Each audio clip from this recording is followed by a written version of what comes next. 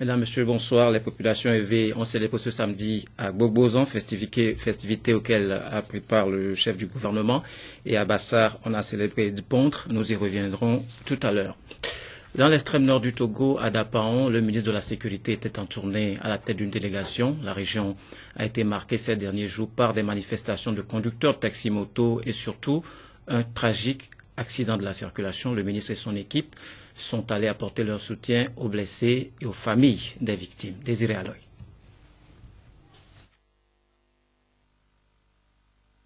Suite aux événements survenus ces derniers jours à Dapaon, à savoir la manifestation des conducteurs de moto-taxi, l'accident de circulation à Pana et à Galangashi dans l'Oti, une délégation ministérielle conduite par le ministre Yak Damhan a fait le déplacement de Dapaon. Dans la grande salle de la préfecture de Tone, longue discussion entre elle et les conducteurs de moto-taxi. Un entretien pour les sensibiliser de plus sur la non-violence, le port obligatoire du casque, l'utilité de la plaque d'immatriculation et les dangers des surcharges. Tour à tour, les ministres Yak Damhan de la Sécurité, Nissa Oignon, femme des transports, et Bissoun Nabagou de l'équipement rural ont demandé aux conducteurs de privilégier le dialogue chaque fois qu'un problème se pose. Lorsqu'on prend une mesure, il faut veiller à ce qu'elle soit appliquée. Et c'est dans cette application que les motos non immatriculées ont été saisies. Et ce n'est pas une opération qui est seulement faite à Dapaon, c'est sur toute l'étendue du territoire. Donc nous n'avons pas compris pourquoi à Dapaon les éminents se sont organisés pour poser des barricades sur la route. Donc nous avons profité de cette mission pour leur parler. Et ils ont reconnu leur comportement qui n'était pas normal et désobligeant en nous demandant de transmettre au chef de l'État toutes leurs excuses. Et nous allons nous charger de cette mission. Et dans les jours à venir, peut-être des solutions vont être proposées pour les motos non immatriculées. Mais en attendant, nous demandons aux uns aux autres d'immatriculer leurs motos. Et s'ils ne le font pas, les agents seront en droit de les saisir. Les conducteurs de moto-taxi disposés promettent bannir ce genre de comportement afin de maintenir la sécurité, la sérénité et la paix dans la population. Et un truc malheureux qui ne va jamais plus se répéter encore dans la ville de Dapaon parce que ça ne reflète pas une bonne image de Dapaon. Nous promettons que plus jamais des casses encore à Dapaon. Le non-respect des lois et règlements établis par le gouvernement en matière de la sécurité routière engendre des accidents comme celui de Pana qui a fait 15 morts et 52 blessés dans la nuit du 31 août 2014. À ce sujet, les ministres se sont entretenus avec les parents des victimes pour leur présenter au nom du chef de l'État leurs condoléances et leur compassion. Puis, la délégation s'est rendue à l'hôpital régional de Dapaon pour visiter les blessés et leur souhaiter une prompte guérison au nom du président de la République. Le chef de l'État nous a dépêché, constaté. C'est vrai, nous avons rencontré les familles éplorées à qui nous avons adressé les condoléances du gouvernement et du chef de l'État. Ils sont venus voir les blessés, on a vu l'état des blessures. Ça va nous donner, avoir une idée de ce qu'il faut pour les soigner. Donc, dans les jours à venir, le gouvernement va réagir promptement pour que ses concitoyens, ses compatriotes puissent vite recouvrer leur santé. Et demander aux uns et aux autres de faire toujours beaucoup attention à la route. Aujourd'hui, nous avons la chance de voir de bonnes routes. C'est à l'homme de savoir où aller vite, où ne pas aller vite. C'est au conducteur du taxi-moto de savoir, en portant le casque, il se préserve. Un appel est lancé donc une fois encore à tous les citoyens au respect de l'autorité, de la chose publique et des lois établies pour faire du Togo un pays où règne la sécurité, la sérénité et la paix, des facteurs de développement. Pas de répit dans la sous-région tant qu'on n'aura pas trouvé de remède à la maladie Ebola. Près de 2000 morts déjà dans les pays touchés.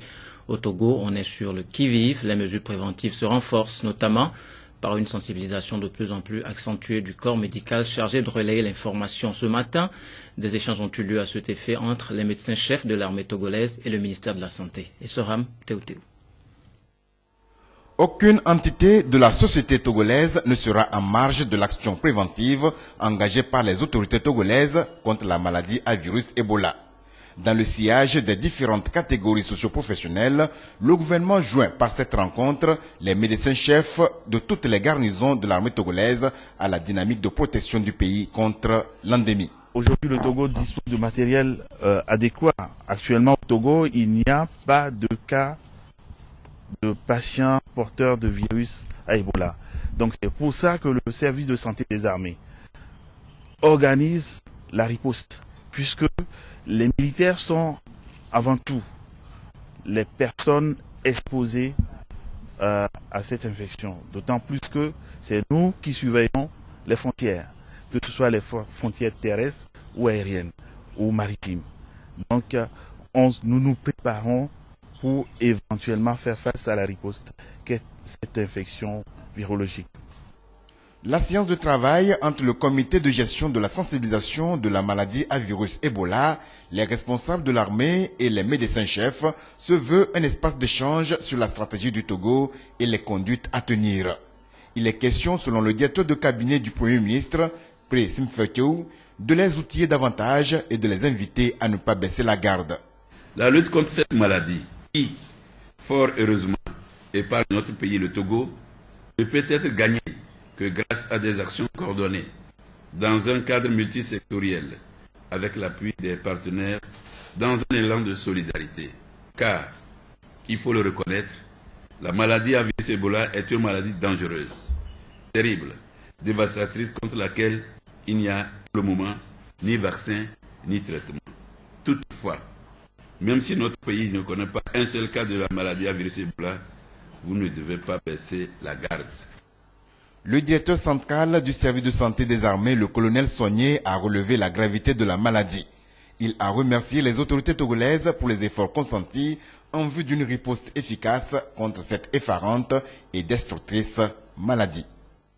5 pays africains sont contaminés, la Guinée, la Sierra Leone, le Nigeria, le Congo-Kinshasa et le Libéria. Au pays d'Hélène Johnson-Sirleaf, les populations vont passer 3 jours à la maison pour permettre aux agents de santé de faire le porte-à-porte et déceler les éventuels cas tenus secrets. Pendant ce temps, les distributions de vivres vont se poursuivre à travers les quartiers mis en quarantaine. L'OMS vient de réunir à Genève 200 experts. Quelques vaccins seront expérimentés. En cas de résultat concluant, ils ne seront pas opérationnels avant la fin de cette année. Ceci nous amène à nous intéresser à ce centre de recherche en Belgique qui recueille les venins de certains animaux à des fins thérapeutiques. Dans cette petite maison de la campagne belge se cache le deuxième producteur européen de venin.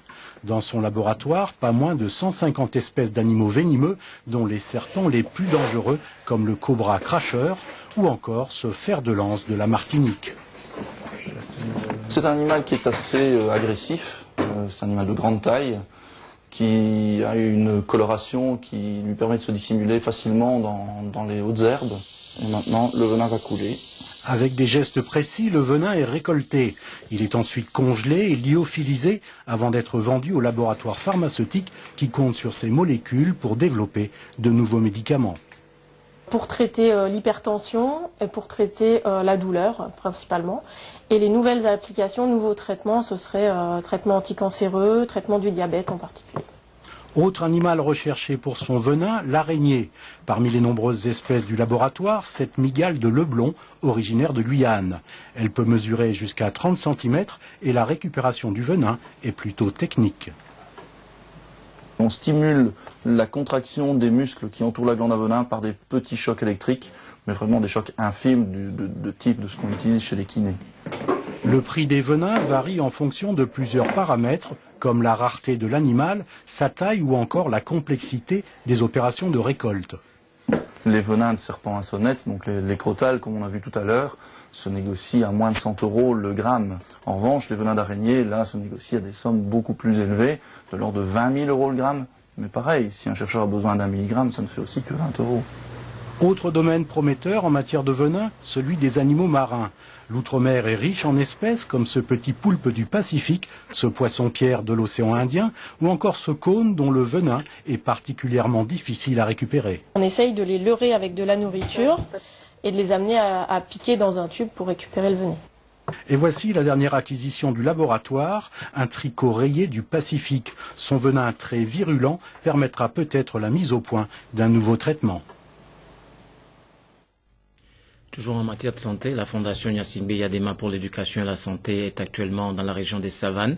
Des malades indigents qui souffrent de diverses pathologies bénéficient de prise en charge et de soins gratuits. Désiré à l'œil.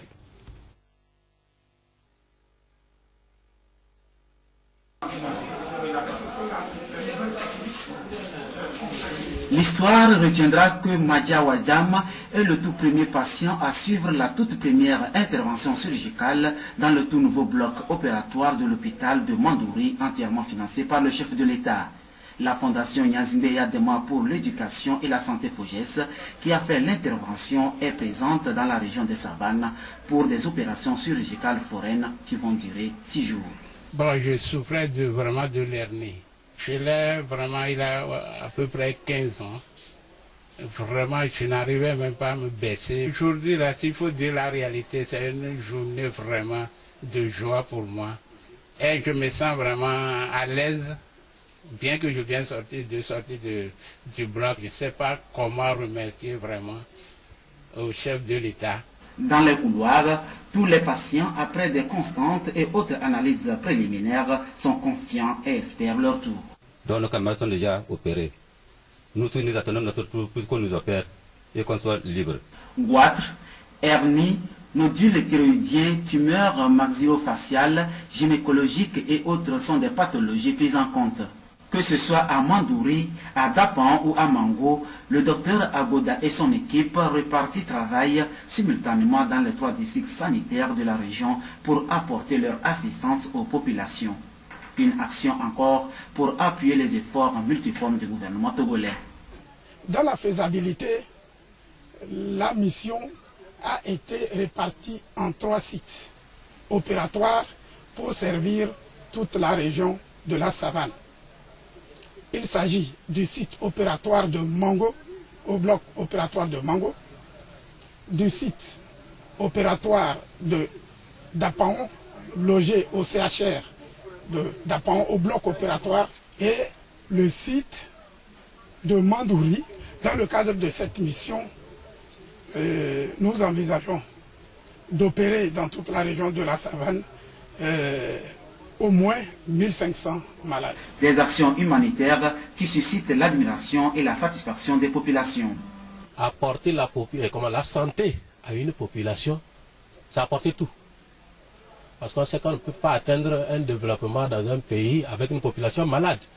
Et vraiment, au nom des populations de Peñal, un grand merci, une grande reconnaissance au chef de l'État et à l'ensemble de son gouvernement. La Fondation Gnassingbé Yadema pour l'éducation et la santé est à sa 4e assistance humanitaire dans la région des Savanes. FOGES intervient aussi dans le domaine de l'éducation en dotant les établissements scolaires de bâtiments et de matériel didactique. Alors je me rends compte qu'ici les EV du Bénin, du Togo et du Ghana se retrouvent et je pense que c'est alloué parce qu'aucune barrière artificielle ne peut venir à bout de la volonté des peuples artificiels parce qu'elles ont été créées, les frontières, par les Occidentaux. Nous devons nous en inspirer dans toute l'Afrique. Dans ma région, en Afrique centrale également, il y a des peuples qui sont de part et d'autre des frontières de pays, mais il n'y a pas il n'y a pas un exemple comme celui-ci. Je voudrais adresser toute ma sympathie au peuple du Togo et remercier encore une fois le chef de l'État pour le soutien qu'il apporte à la culture africaine. Et du haut de cette tribune, Anate Germaine Kouméalo, ministre en charge de la culture, a livré aux EV le message du président de la République. Un message qui encourage la valorisation des coutumes et traditions dans un esprit de solidarité et d'accompagnement d'un Togo en marche vers son émergence économique. Agbogozan est un repère historique et spirituel important, non seulement pour le peuple évé, mais aussi pour la nation togolaise tout entière. C'est l'occasion pour tout le peuple évé, contraint par le passé à l'immigration, par la force de l'histoire et la nécessité de survie, de revenir aux origines, au sein de la grande muraille protectrice Agbogo, construite par le roi Agokoli Ier, pour assurer protection et sécurité à ses concitoyens. Unique occasion pour tous les peuples de Souchévé, de par le monde, de se retrouver. Agbogozan est l'un des meilleurs exemples de l'unité du peuple évé. Il regroupe donc chaque année toutes les filles et fils issus de Glimé ou Abogomé, la grande muraille de Noché, en leur donnant l'occasion de se retrouver dans un esprit de paix, de solidarité et de fraternité afin de valoriser leur patrimoine culturel tout en réfléchissant aux questions de développement. Je voudrais à ce propos saluer l'initiative qui a présidé à la création d'un cadre formel de concertation qu'est l'Union Eveto, un symbole de solidarité chez le peuple évé dans toute sa diversité.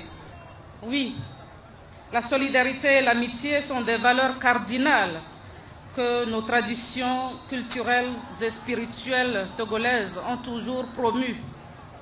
Ce sont des repères fondamentaux pour la cohésion sociale, pour un vivre ensemble harmonieux et qui doivent constituer aujourd'hui des moteurs pour des actions intelligentes, inclusives et efficaces de construction nationale.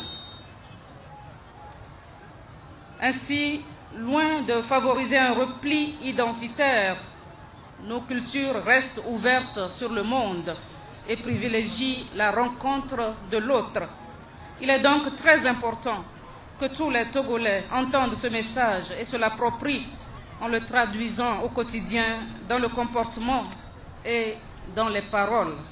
Cette célébration s'inscrit dans la droite ligne de la politique du gouvernement togolais qui met tout en œuvre pour la valorisation de nos cultures, appelées non seulement à servir de levier au développement humain et durable de notre pays, mais qui, bien plus, doivent offrir de modèles fondateurs de la vision du Togo en marche et de la place qu'est la sienne dans le concert des nations.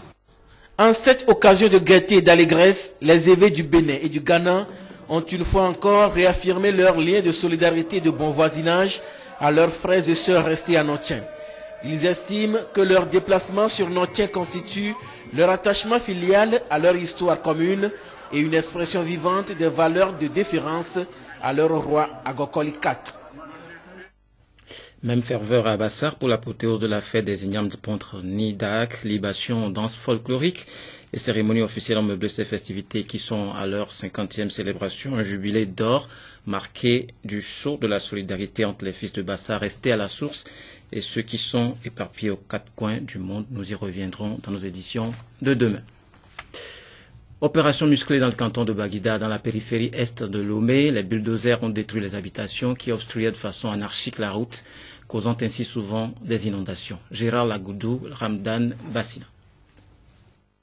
Après la sensibilisation et un délai de 3 mois pour libérer les voies publiques, beaucoup d'occupants illégaux de la route reliant les rails Lomé à Neho au village de Tamani, dans le canton de Baguida, ont dû quitter les lieux. Partout où le bulldozer est passé, églises, habitations, établissements scolaires privés construits sur la voie publique, presque rien ne reste. Une opération organisée par la délégation spéciale de la préfecture du Golfe en vue de dégager ces voies et faciliter la libre circulation des personnes. Baguida a beaucoup de problèmes d'occupation de voies et c'est ce qui fait que tout le temps, le canton est inondé. Donc nous avons décidé au niveau de l'État, au niveau de la préfecture, d'ouvrir ces voies qui sont occupées illégalement.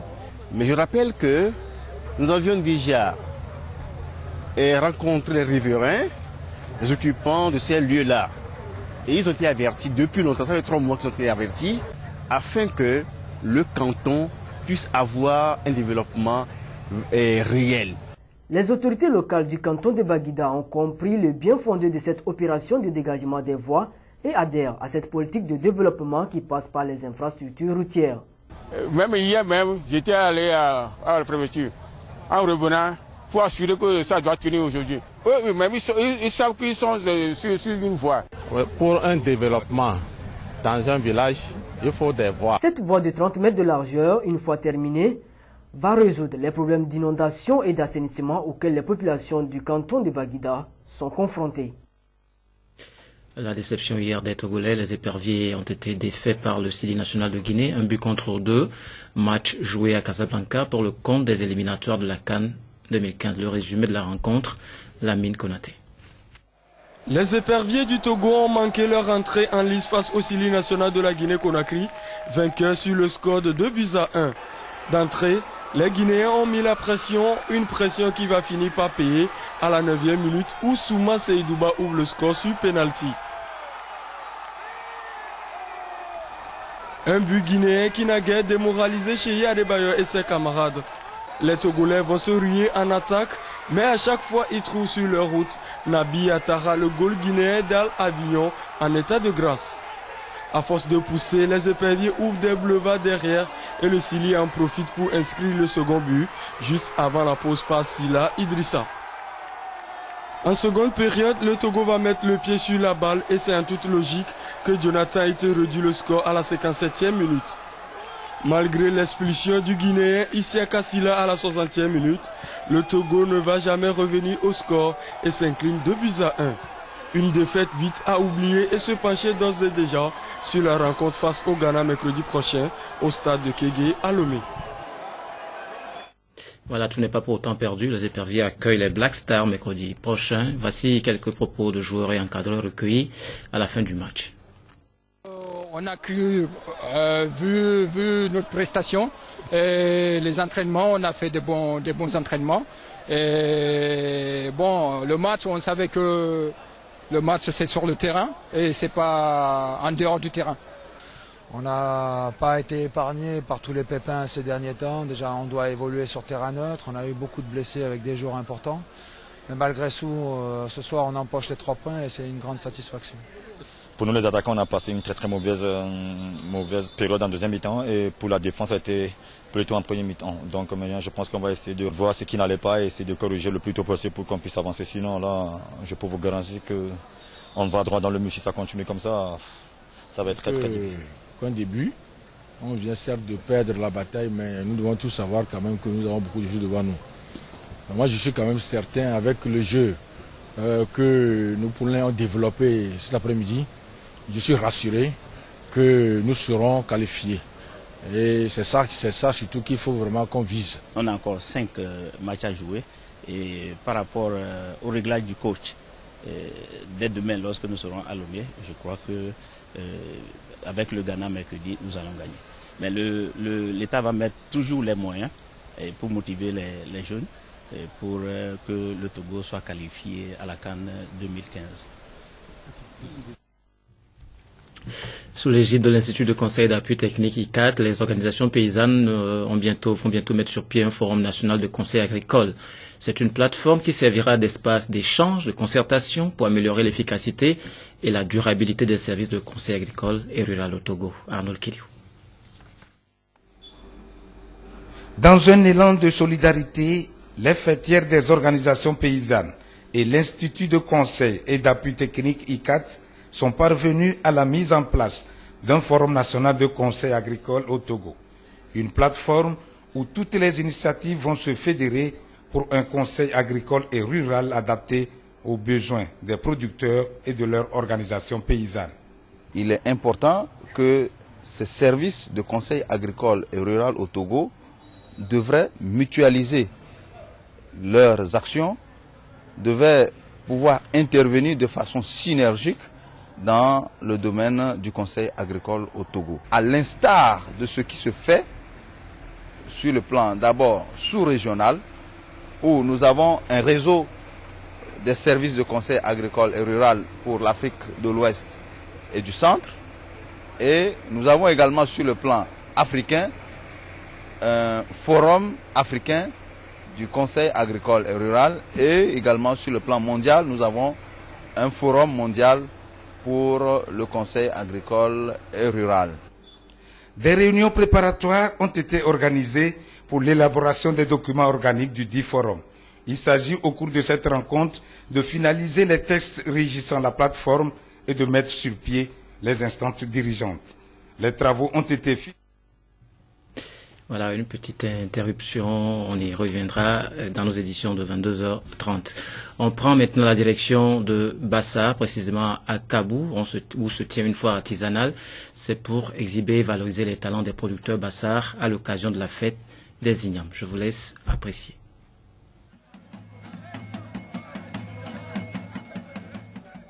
Kabou est reconnu comme un grand pôle de production agricole. Autrefois, une foire était animée autour des produits issus des champs de Kabou et des artisans. Ce rendez-vous n'a plus été organisé depuis longtemps. Aujourd'hui, cette localité de la préfecture de Bassar a renoué avec l'initiative grâce à un fils du milieu. Le président de la République, Fort Eswazem Nagnasimbe, dans son plan d'action de développement de ce pays, a fait de l'agriculture une des priorités. Et nous souscrivons entièrement à cette démarche. C'est vrai, nous ne sommes pas directement au champ, mais nous devons, d'une façon ou d'une autre, contribuer à ça. Donc c'est notre modeste contribution. La renaissance de la foire agricole et artisanale de Kabou constitue un nouveau point de départ pour revaloriser la culture Bassar dans son ensemble et encourager les filles et fils qui font la fierté de Kabou. Le peuple Bassar dans son ensemble connaissait la foire et le peuple Bassar pratiquait, ce qui donnait un certain intérêt pour l'agriculture parce que des gens allaient et revenaient. Paysans qui sont avec soit des postes radio, soit des houes ou des coupes-coupes. Il y avait donc un engouement pour l'agriculture. Et il y avait une certaine concurrence parce que chacun se disait dans le quartier, ah, l'année prochaine, je dois être primé en production d'igname ou en production de sorgho. Mais depuis un certain temps, personne ne sait d'où ça vient. Et cet engouement, nous l'avons perdu.